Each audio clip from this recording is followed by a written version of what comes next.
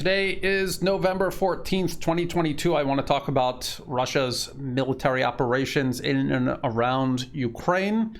I want to start by taking a look at the map. As always, this is liveuamap.com. It is very pro-Ukrainian, so keep that in mind as we look at the map. So if we start down here around Kherson, Russia had completed its withdrawal from the city on the west bank of the Dnieper River. They have now taken up defensive positions on the east bank. They blew all of the bridges along the Dnieper River. Ukraine has, brought troops into Kherson city in small numbers, as far as I can tell, for photo ops, for PR. But as far as moving in large numbers of troops or getting anything going in Kherson city, that is another story. But I'll talk about that a little bit later. Let's continue looking at the map. If we go eastward toward Vuhledar, where Russian forces are pushing, the map still is not showing Pavlivka. They call it Pavlovka in Russian. They still have not shown that taken by Russian forces, but they indicate that fighting is still taking place around both Pavlovka and Vuhledar. Around Donetsk city, again, they're not showing the gains that Russia is making, but they are indicating that fighting is taking place. And as a matter of fact, every time you see these rifles outside of this Russian-held territory, everything in red, that indicates that even this pro-Ukrainian map admits that Russian forces are on the offensive. It's the same story around Bakhmut, an essential city along one of the last remaining heavily defended lines Ukraine has in the east. And as a matter of fact, the same goes for all the way up through Kharkov and Lugansk, all the way up to the border of what had been the border between the Donbas region and Russia. So this is Russia withdrawing from Kherson city while Ukrainian forces were many kilometers away. They coming into this area only long after Russian forces had completely left to the other side of the Dnieper River. So was that really them liberating the territory or them filtering into territory that Russia itself left? That's what that was. And it is really the same situation we saw in Kharkov, only this was much better organized and there were far fewer losses, no losses essentially on Russia's part this time, leaving Kherson. Now, while I still have the map out, I want to talk about a very good question that I keep hearing asked. It's a question that I myself have wondered about. I don't have access to the Russian general staff or Russian President Vladimir Putin, so I really can't say for sure. But let's look at the map. And the question is, how come Russia hasn't destroyed the bridges across the Dnieper River? So the Dnieper River goes through past Kyiv, all the way down, kind of the sort of, not really the middle, but maybe 2/3 of Ukraine, and then it curves around and leaves out through Kherson. So why hasn't Russia just destroyed all of the bridges, especially in this area, the northern, central, and northern Ukraine? Wouldn't that cut supplies off to Ukrainian forces on this eastern part of Ukraine and allow Russian forces to take all of this territory, just decimate these forces and take this territory? That is a good question, because if they did that would definitely be the results. Let's assume that Russia can just very easily destroy these bridges anytime that they want. Why wouldn't they be doing that right now? I want to remind people that on February 24th, 2022, Russian President Vladimir Putin said that the objectives of the special military operation were demilitarization, denazification, and protecting the Donbas region. Demilitarization, if you interpret that as meaning demilitarizing Ukraine, eliminating Ukraine's military forces, then the smartest thing to do would actually be to leave those bridges intact. Let's look at the map here. Zoom out a little. This is all of Ukraine. And Ukraine's weapons and supplies and virtually everything that it is using in this fight is coming in from Poland, along the Polish-Ukrainian border, all the way in the west. When they get into, say, M777 howitzer, they have to transport it across the entire country to the front line here. Now they have to transport it even further because Russia withdrew from Kherson city. If it breaks down, it has to travel all the way back to the border with Poland, actually go to Poland, because that's where Western technicians have set up workshops to repair all of the equipment the West is sending Ukraine. It's actually all fixed in Poland, because if they set up a shop in Ukraine, Russia would destroy it. They actually have been destroying maintenance facilities all across Ukraine, forcing Ukraine to fix all of their heavy weapons in Poland. Now, when it's done being repaired, guess what it has to do? It has to travel all the way back across all of Ukraine to get back to the front line. Now, if this is a war of attrition, the best way to exhaust your enemy the fastest would be to ensure that their logistical lines were the absolute longest they could possibly be, and yours as short as possible. And if Russia needs to send something back to what had been Russian territory at the beginning of this conflict, it's right there. Russia is right there. They really don't have to do that much traveling at all. And they have air defense systems that can protect maintenance facilities that are actually in this territory, the Donbas region. So they don't have that same problem. Ukraine does. They have to travel across the entire country to get to the front line and then back and forth again to do repairs. So that is taxing Ukraine in many ways. It means a much larger demand for trucks to move everything around, and trains as well. It also means fuel in that case. And it also means that the equipment is off the front line for much longer than if the supply lines were shorter. If you took out those bridges along the Dnieper River, Ukrainian heavy weapons would have to travel far less distance to get to wherever the front line would be at that point. Now, that would be great if all Russia wanted to do is take over the east bank, everything on the east bank of the Dnieper River. That would be great. But if that is not their plan, if their plan is to actually eliminate Ukraine's entire military, to ensure it is completely destroyed, and this entity that is Ukraine from 2014 to today is eliminated, they have to expend absolutely everything. And that is what they're doing right now. That is what they're doing. And the lines of communication are so much longer for Ukraine than for Russia at this point. Destroying the bridge would actually, in this sense, be kind of giving Ukraine a break.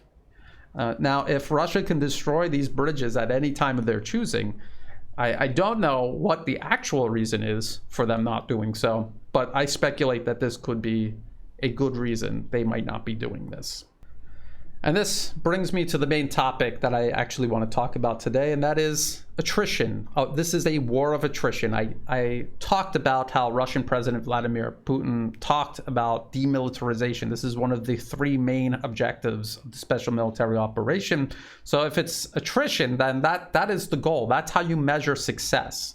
If it is a war of attrition, you measure success in how much equipment and men Ukraine is losing versus how much Russia is losing. And if Russia is losing far fewer than Ukraine, and they're destroying Ukrainian equipment and eliminating Ukrainian troops faster than they can be replaced, that is how you win a war of attrition. I want to bring your attention to this Washington Post article here. It's a very interesting story from November 7th, 2022. Russia's heavy casualties in Ukraine spark outcry and rare official response. The article claims steep Russian casualties in key battles in eastern Ukraine have prompted an unusual public outcry and sharp criticism of military commanders by surviving soldiers and family members of recently conscripted fighters who say their units were led to slaughter in poorly planned operations. Now, all of this is based on an alleged letter written by members of the military unit supposedly involved in all of this. I didn't see any evidence to substantiate the veracity of this letter. I don't know if this letter has been verified. And the Russian government has actually come out and denied that this is the case. They said that there were losses, but not anywhere near what was indicated by this letter floating around. The Washington Post also claims on Sunday, pro-Kremlin military correspondents posted the text of a letter sent by members of the 155th Brigade, which is normally based in Russia's Far East, decrying the order that sent them into what they called an incomprehensible offensive in the village of Pavlivka in Ukraine's Donetsk region. As a result of the carefully planned offensive by the great generals, we lost about 300 people killed, wounded, and missing, as well as half the equipment in 4 days, the letter said. Whether this letter is true or not, I'm going to, for the sake of argument, assume that it is true. And I'm going to assume that they're saying 300 people killed, wounded, and missing. I'm going to assume that all 300 died. The absolute worst case scenario. And that is over the course of 4 days. That means 75 Russian troops died per day. And this is what the Washington Post is claiming for Russia is heavy casualties. Now, I want you to compare that with this BBC article here. This is from June. Ukrainian casualties. Kyiv losing up to 200 troops a day. Zelensky aide. It says a senior Ukrainian presidential aide has told the BBC that between 100 and 200 Ukrainian troops are being killed on the front line every day. And that was before Ukraine began these suicidal offensive operations. Since the offensives began, Ukraine could be losing anywhere between 300 to 900 on a normal day. That is how many men are dead every single day. Compare that to 75 men. And remember that the Washington Post is claiming 300 casualties, not 300 dead. But for argument's sake, I'm saying 300 dead over 4 days, 75 men dead every single day. And that is what the Washington Post is considering heavy casualties for Russia, which means on a normal day, they lose even fewer than that. So the real story here is how even on Russia's worst day, they're losing far fewer troops than Ukraine loses day to day by their own admission. Far fewer. And if this is a war of attrition, that means that even on Russia's worst day, they're still winning this war of attrition. I want to point something else out too. They're claiming heavy losses for Russia would be 75 a day. And again, I'm increasing the number of assumed dead to I'm assuming all 300 died, and this is what the Washington Post is claiming is heavy casualties. If they lost 75 men every single day for an entire year, they would have somewhere around 27,000 dead over an entire year. So that brings us back to this number we always hear floating around the Western media: 80,000 Russian troops dead. U.S. General Mark Milley has claimed around 100,000 dead Russian troops. Where are they getting this number? Where are they getting this number? How do they break this number down and account for this many lost Russian soldiers? If the Washington Post now is claiming 75, not even dead, just casualties in general, that is heavy losses for Russia. Where are they getting this much bigger number? And I think you can see how when they actually do look into the details of the fighting, it does not substantiate 80,000 or 100,000. It is far, far fewer. And the Russian Ministry of Defense, even though obviously you have to be careful believing anything they say, they've come out with numbers that are much more reasonable regarding their own losses and Ukraine's losses. Now, the Washington Post actually ends the article talking about a completely different topic. So this is what the Washington Post says. It says, for Ukraine, the approaching cold winter will be increasingly difficult to brace after weeks of Russia attacks on the country's energy infrastructure. In Kyiv, the capital, Monday passed in relative quiet without air raid sirens or damage from Russian missiles. a welcome change for residents who have grown used to Monday morning strikes over the past month. But the attacks have forced authorities to plan blackouts around the capital and in other parts of the country to relieve the strain on the energy grid, and millions in the capital and its vicinity were without power overnight. So the Washington Post is talking about, number one, how Russia is losing far fewer troops than Ukraine is, and they're talking about how even on days they don't strike at Ukraine's power grid, it is so badly damaged that they're still without power. And this is something that Russia is only going to continue doing. So that is the situation for Kyiv. They don't even have electricity in Kyiv. Now, let's take a look at this article from Reuters. Ukraine's Kherson races to restore power, water after retreat. Okay, this is what Reuters says. Utility companies in Kherson were working to restore critical infrastructure mined by fleeing Russian forces, with most homes in the southern Ukrainian city still without electricity and water, regional officials said on Sunday. It also says the head of Ukrainian State Railways said train service to Kherson was expected to resume this week. Another regional official said, however, that while mine clearance was underway and authorities were working to restore critical services in humanitarian terms, the situation in the city remains very difficult. Most houses have no electricity, no water, and problems with gas supplies. Do you think that that is actually going to happen? That somehow Ukraine is going to manage to get electricity working in Kherson, even when in Kyiv there's no electricity? It just, again, does not add up. So actually, when you really think about it, with all of the problems Ukraine has with its infrastructure, the last thing they needed was to get a whole nother city to be responsible for, to stretch out what little resources they have left even further, to restore utilities in Kherson when they are struggling to do so in the capital, Kyiv. Now, I want to go all the way back to February 24th, and I want to actually, this is from Bloomberg transcript, Vladimir Putin's televised address on Ukraine, February 24th, 2022. And I just want to really drive this point home.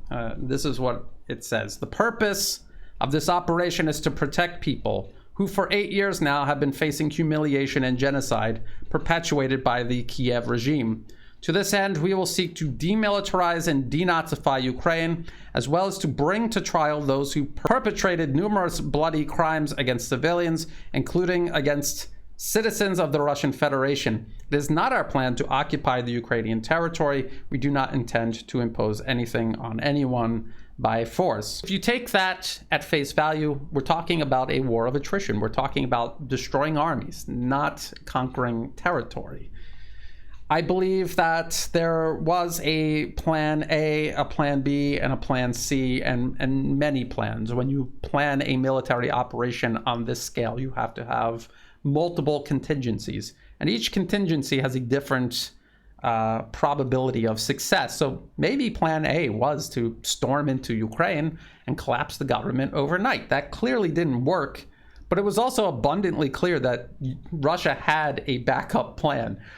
The Pentagon itself, all throughout this conflict, admits that Russia accumulated huge amounts of military power along the Russian-Ukrainian border. They have the ability to carry on intense military operations for months, if not longer. This is what the Pentagon itself conceded. When asked by journalists, how long can Russia keep this up for? Actually, they can keep it up for a very long time because their contingency was extremely intense, protracted combat. That's what we see taking place right now. We need to also put this all in perspective. Russia's military operations in Ukraine are the largest military operations, modern military operations of the 21st century. Ukraine is physically larger than Iraq, the population larger, its military larger and better equipped and backed by many more allies than Iraq was in 2003 when the US invaded. It is by far the largest modern military operation this century, the 21st century.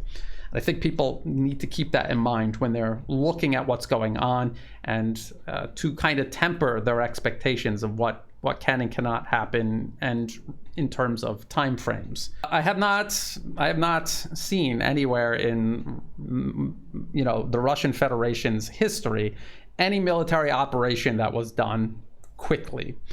The Second Chechen War, the military operation did take less than a year, but there was this protracted counterinsurgency campaign that lasted years. Russia's military intervention in Syria in 2015, that is still going on to this day. And if you followed Russian military operations in Syria closely, day by day, like I did, then you would have seen these ups and downs as Russia carried out that operation. And that was against a militant force that often was infighting against itself. There was no centralized standing national army that Russian and Syrian forces were fighting against. It was all of these small militant groups, and this conflict still grinded on and on and on.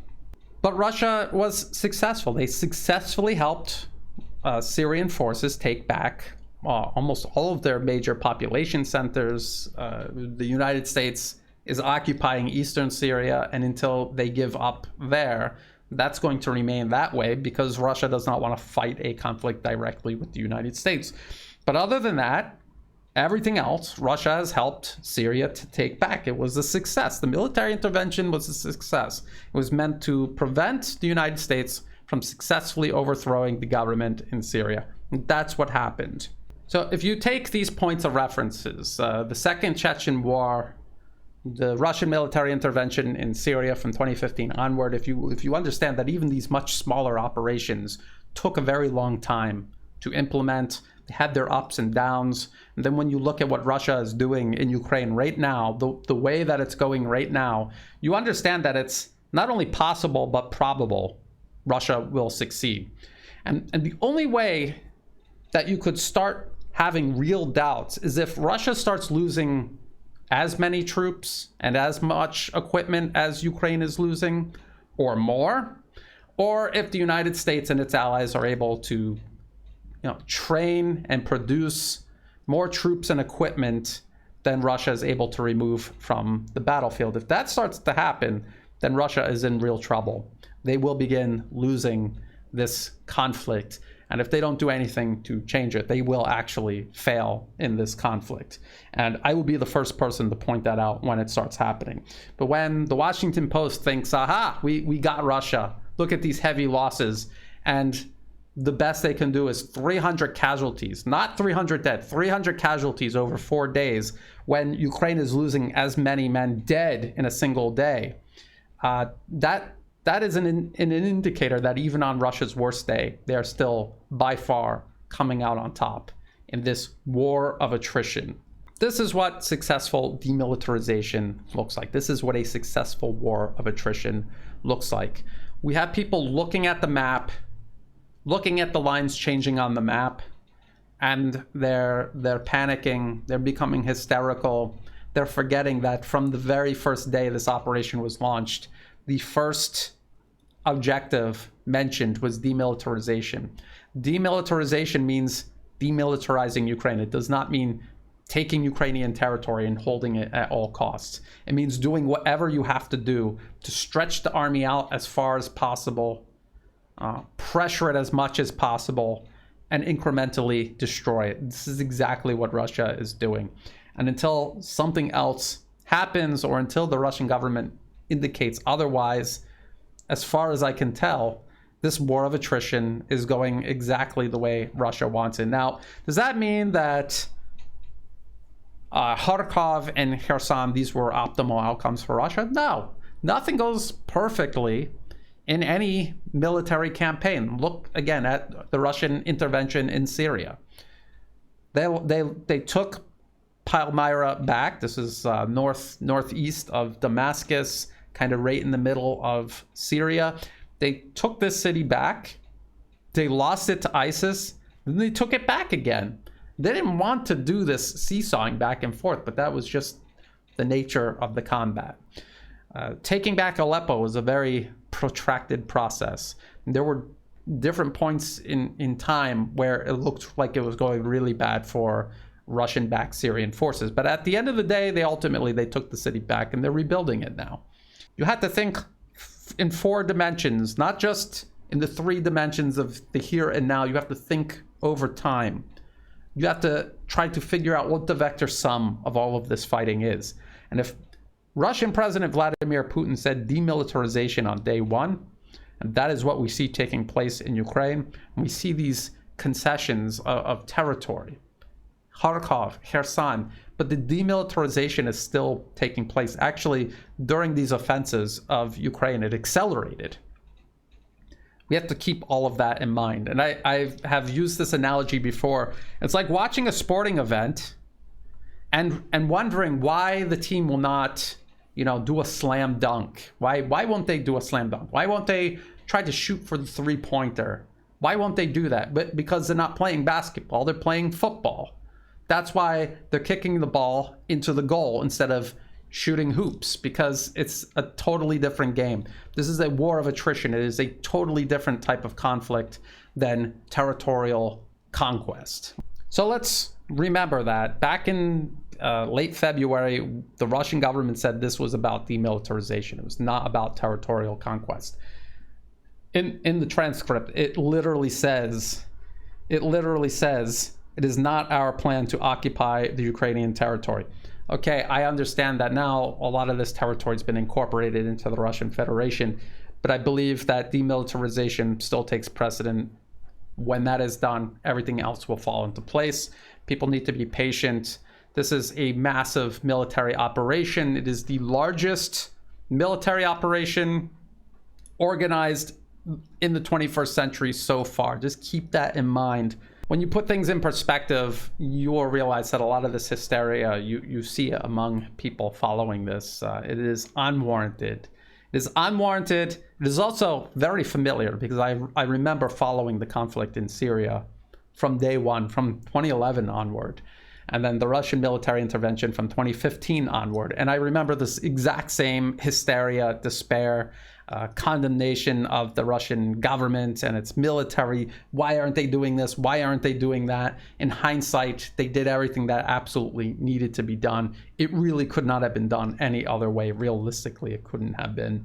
And I believe the same process is unfolding in Ukraine. That's my video for today. If you thought it was useful, please like and share. Think about subscribing. It's free to do. It helps the channel grow. If you're watching this on YouTube, please check the video description below for other places you can find and follow my work. All of my YouTube videos are automatically uploaded to Rumble and Odyssey. It might take a day or 2. Subtitles for my YouTube videos are done automatically. They may take a day or 2. Please be patient. I am on Telegram. I update that several times a day. I'm also on Twitter, but I really am not that active there. It really is an extremely unhealthy place to be. I try to spend as little time there as possible. Follow me on Telegram. That's where I share my day-to-day insight and analysis and anything that I find interesting. In the video description below, you'll also find all of the links that I referenced in this video, as well as for ways you can help support my work. I do not monetize my YouTube channel. If you see an ad pop up, feel free to skip it, because it's not helping me at all otherwise. If you do want to help me, please do so through Buy Me a Coffee, Patreon, and also PayPal. And to everyone who has been helping me out, thank you so much. I could not do this work without that support. I depend entirely on my audience. I also appreciate people who are sharing my work across all other platforms. That is greatly appreciated. So thank you for that. And as always, thank you for watching.